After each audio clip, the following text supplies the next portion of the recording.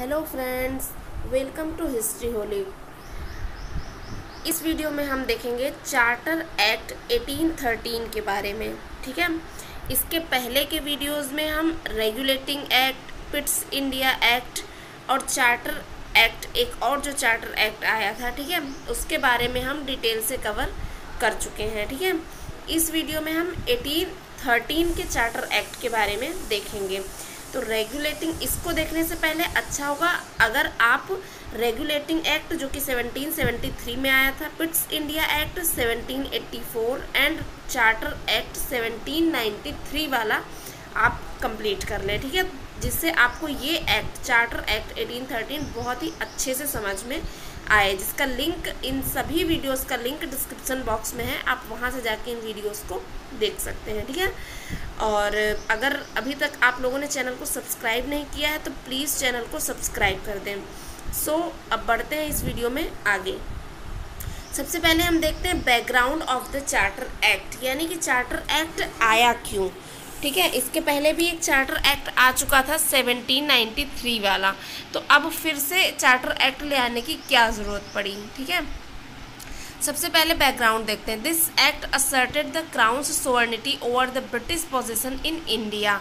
ठीक है, ये जो एक्ट था इसने असर्ट कर दिया क्राउन की सोवर्निटी। ठीक है, यानी कि जो ब्रिटिश क्राउन का सुप्रीमेसी थी, वो जो ब्रिटिश पोजीशन था इंडिया में जितना भी ब्रिटिशर्स ने, जितने भी क्षेत्र, जितने भी स्टेट जीते थे, उन सब पे ब्रिटिश पोजीशन यानी कि क्राउन की सुप्रीमेसी को एकदम श्योर कर दिया कि अब क्राउन ही सुप्रीम है। ठीक है, due to Napoleon Bonaparte's continental system in Europe which prohibited the import of British goods into French allies in Europe, British traders and merchants suffered। तो देखिए, ये एक्ट आने का मेन रीज़न, और इस एक्ट में जो प्रोविजंस थे, जो कि अभी आप आगे देखेंगे, वो प्रोविजंस क्यों आए। ठीक है, बहुत ही इंपॉर्टेंट प्रोविजंस आए थे, बहुत ही इंपॉर्टेंट है चार्टर एक्ट 1813। ठीक है, तो उसको समझने के लिए हमको सबसे पहले हिस्ट्री जाननी होगी, थोड़ी सी वर्ड हिस्ट्री। ठीक है, तो क्या हुआ था उस समय, आप देखेंगे नेपोलियन बहुत ही ज़्यादा पावरफुल हो चुका था। तो नेपोलियन बोनापार्ट का एक कॉन्टिनेंटल सिस्टम था यूरोप में। ठीक है, और वो ये था कि कुछ जो कंट्रीज़ थी वो सिर्फ एक कॉन्टिनेंटल सिस्टम, यानी कि उसके कॉन्टिनेंट का जो था वो बस वहीं पे ही सारा का सारा फेंसिंग कर देना। ट्रेड में फेंसिंग कर देने का मतलब है कि सारे के सारे एक अंदर ही अपना लिमिटेड ट्रेड करना, उसके अंदर ही ट्रेड करें, यानी कि बाहरी मर्चेंट, जैसे कि अभी आपका प्रोडक्ट, क्या आपने कोई प्रोडक्ट बनाया, वो देश विदेश में, बाहर दूसरे स्टेट में, हर जगह जाता है। ठीक है, लेकिन आपके यहाँ भी दूसरी देशों से, दूसरी जगह से व्यापारी, ट्रेडर्स बेचने आते हैं, चीज़ें खरीदने आते हैं, अपना व्यापार करने आते हैं। ठीक है, लेकिन अगर यही आप अभी अपने स्टेट में जो है कि फेंसिंग कर दें कि नहीं, हमारे यहाँ से कोई भी बाहर से ट्रेडर्स नहीं आएगा, या अभी जैसे कि मान लीजिए यूपी वाले महाराष्ट्र वगैरह में बहुत जाते हैं, ठीक है, काम वाम करने। अगर महाराष्ट्र गवर्नमेंट अभी ये लगा देती है कि हाँ, यूपी से कोई भी हमारे यहाँ नहीं आएगा, यूपी से क्या, बाहरी कोई भी महाराष्ट्र में नहीं आएगा, तो ये क्या हो गया, एक तरह का कॉन्टिनेंटल सिस्टम हो गया। ठीक है, फेंसिंग कर देना हो गया ट्रेड पे। ठीक है, यानी कि अब जो है बाहर से कोई नहीं आएगा, तो वही लोग अपना बनाएंगे, वही लोग बेचेंगे, तो उनका तो ठीक है, उनका तो फिर भी एक तरह से चल जाएगा, कहीं ना कहीं और से वो प्रोडक्ट मंगा लेंगे, उसकी आपूर्ति कर लेंगे। लेकिन जो ट्रेडर्स जो कि वहीं पे जाके व्यापार करके जिनका काम चल रहा था, ठीक है, वो तो अच्छा खासा सफ़र करेंगे। सेम चीज़ हैपन हुई ब्रिटेन में। ठीक है, अब नेपोलियन का जो कॉन्टिनेंटल सिस्टम था यूरोप में, इसकी वजह से क्या हुआ कि सारे के सारे जो फ्रेंच अलाइज थे वो ब्रिटिश इंपोर्ट को उन्होंने रोक दिया। ठीक है, उन्होंने कि भाई ब्रिटिश इंपोर्ट, ब्रिटेन से ट्रेड करने से सीधा मना कर दिया। वो कोई भी इंपोर्ट, कोई भी सामान वो ब्रिटेन का नहीं अपने यहाँ एक्सेप्ट कर रहे थे। तो ऐसे में जो ब्रिटिश ट्रेडर्स और मर्चेंट्स थे उनको काफ़ी ज़्यादा नुकसान हुआ और होने लगा, और बहुत ज़्यादा लॉट ऑफ जो मर्चेंट्स और ट्रेडर्स थे वो वहाँ पे ट्रेड कर रहे थे। ठीक है, तो इससे क्या हुआ, वो काफ़ी सफ़र किए, उनको बहुत ज़्यादा नुकसान हुआ। So they demanded they be given a share in the British trade in Asia and dissolve the monopoly of East India Company. तो वो जो ब्रिटिश ट्रेडर्स और मर्चेंट्स थे, फिर उन्होंने डिमांड किया कि उन्हें भी एशिया में ट्रेड करने का ट्रेड करने की इजाज़त चाहिए। यानी कि जो जो ईस्ट इंडिया कंपनी की मोनोपोली चल रही थी अभी तक एशिया में, कि ईस्ट इंडिया कंपनी ही एशिया में ट्रेड कर रही थी, वो मोनोपोली जो होता है वो उन ट्रेडर्स का डिमांड था कि उसको ख़त्म किया जाए और अब हमें भी ट्रेड करने दिया जाए एशिया में, ठीक है, क्योंकि अब उनके पास दूसरा कोई ऑप्शन नहीं था कहीं और बाहर जाके ट्रेड करने का, एक प्रॉफिटेबल ट्रेड करने का, ठीक है। अब हम, ये था बैकग्राउंड चार्टर एक्ट 1813 का। अब हम देखते हैं इस बैकग्राउंड को मतलब देखते हुए क्या क्या प्रोविजंस आए चार्टर एक्ट में। तो सबसे पहला, the companies rule was extended to another 20 years, their trade monopoly was ended except for the trade in tea, opium and with China, ठीक है। तो सबसे पहला तो जो कंपनी का रूल था वो अनदर 20 ईयर्स के लिए, यानी कि अगले 20 सालों तक के लिए फिर से एक्सटेंड कर दिया गया है, ठीक है। यानी कि अगले 20 साल तक, यानी कि 1813 से 1833 तक कंपनी रूल करेगी, ये चीज़ श्योर हो गई कंपनी का, ठीक है, उनको लाइसेंस फिर से मिल गया।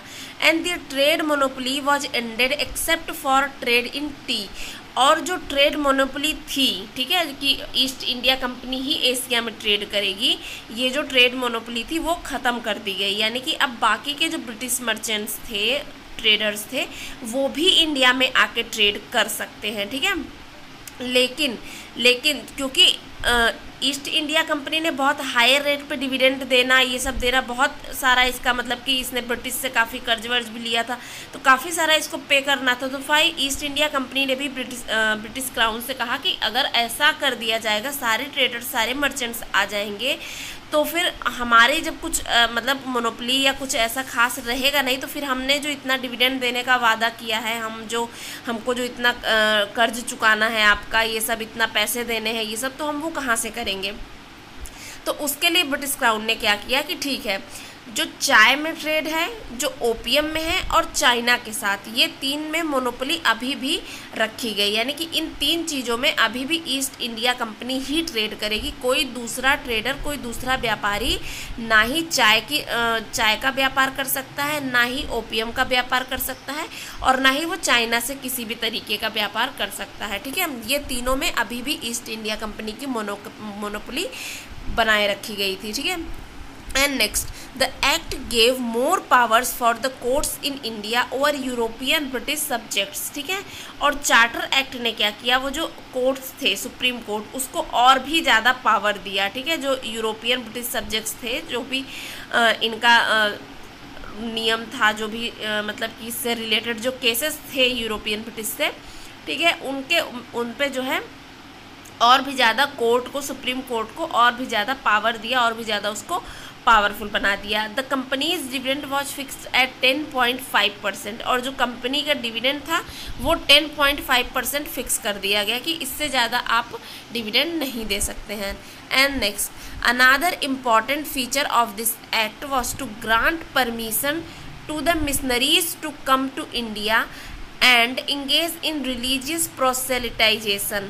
The missionaries were successful in getting the appointment of a bishop for British India with his headquarters at Calcutta in the provisions of the act, ठीक है।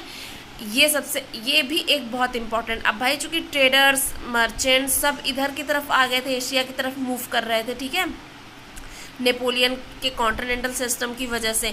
तो जो मिशनरीज थे, इनका हुआ कि भाई अब हम भी उधर जा नहीं सकते हैं, अपने धर्म का प्रचार प्रसार नहीं कर सकते, तो हमें भी यहाँ जाने दिया जाए। तो ये भी एक इम्पॉर्टेंट फीचर था इस एक्ट में कि उन्हें भी परमिशन दे दी गई। यानी कि जो मिशनरीज थे, ठीक है, जो भी बिशप्स थे, मिशनरीज थे, उनको भी अब परमिशन दे दी गई इंडिया आने की, और रिलीजियस प्रोसेलिटाइजेशन, यानी कि यहाँ आके धर्म का पाठ पढ़ाओ, लोगों का धर्मांतरण कराओ, ठीक है, इन सब कार्यों में भी इंगेज वो रहने लगे। यानी इन सब चीज़ों की परमिशन उनको भी दे दी गई, ठीक है।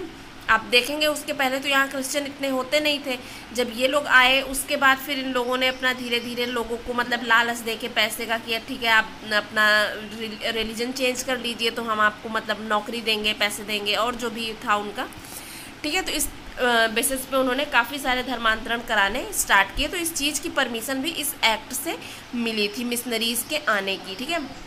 and the missionaries were successful in getting the appointment of a bishop for British India with his headquarters। और जो ये मिशनरीज आए थे, ठीक है, उनको बिशप से ईजिली अपॉइंटमेंट वगैरह मिल जाती थी ब्रिटिश इंडिया से, यानी कि उनको कोई दिक्कत नहीं होती थी, वो ईजिली यहाँ पे आ जाते थे, ठीक है, उनको ईजिली मतलब कि आने की परमिशन मिल जाती थी। और इनका हेडक्वार्टर कहाँ पे था? कलकत्ता में था, ठीक है, जो एक्ट में लिखा हुआ था उसके थ्रू इनका जो है हेडक्वार्टर कलकत्ता में था। अगर इनसे रिलेटेड कोई भी काम होता था तो ये वहाँ पे जाते थे अगर कोई भी इशू होता था। Next, the act provided for a financial grant towards the revival of Indian literature and the promotion of science. Charter act 1813 के अकॉर्डिंग इनको क्या किया गया? एक फाइनेंशियल ग्रांट, मतलब कि एक फाइनेंशियल ग्रांट दिया गया। किस चीज़ के लिए?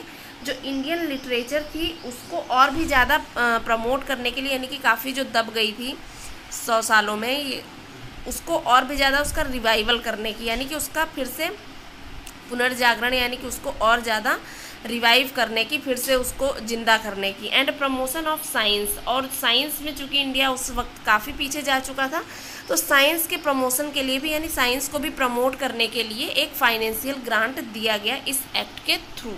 Okay, and next the company was also to take up a greater role in the education of the Indians under them. It was to set aside ₹1 lakh for this purpose. Okay, तो जो company थी उसने एक सबसे बड़ा role play किया किसमें? Education में, इस एक्ट के अंडर, ठीक है, वो भी इंडियंस के एजुकेशन के लिए। तो ये एक इंडियंस के लिए इस एक्ट में एक इम्पॉर्टेंट चीज़ थी कि 1 लाख रुपए एजुकेशन के पर्पस से इस एक्ट के थ्रू दिए गए, कि इस 1 लाख रुपए को इंडियंस की एजुकेशन के लिए इन्वेस्ट किया जाएगा, ठीक है।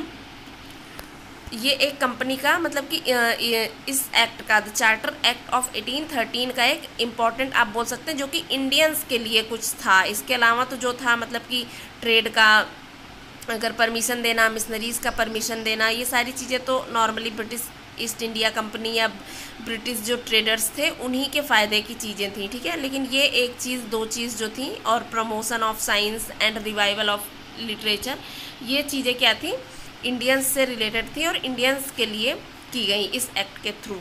ओके, सो इस वीडियो में इतना ही, and please like, share and subscribe. Thank you.